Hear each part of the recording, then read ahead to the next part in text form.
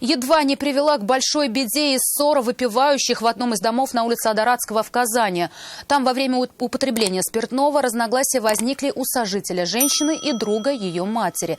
Младший из собутыльников схватился за нож и сам же был им ранен. Подробности у Айгуль Бадрудиновой.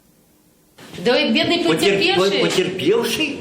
Он не потерпевший. Он сам нападал на нас. У него была ранена рука, но не сильно. В экстренной медицинской помощи мужчина не нуждался и на жертву преступления был не сильно похож. Ситуации больше нет, сэр. Вы меня снимаете, я не пойму. Какую дистанцию? Я не буду там стоять, меня снимают.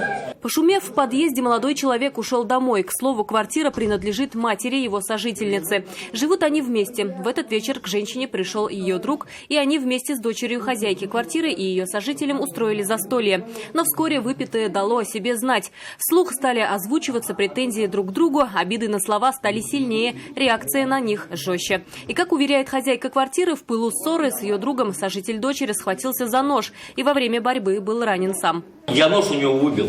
А из-за чего он начал нападать на вас ножом? Ну, просто это как личная неприязнь. И регулярно такое уже случается? Регулярно он все двери переломал. А что ж вы с дома не погоните его? Я пытаюсь, меня выгоняет. Он дочь мою бьет. Я защищаю как могу. Страшно может закончиться, если так дальше жить. Да я уж вон тоже понимаю, что это страшно.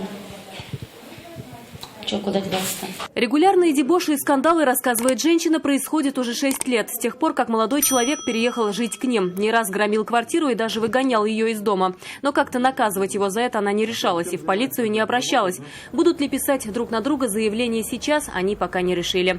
Айгуль Бадрудинова, Нафиса Минязова, Константин Бушуев. Вызов 112.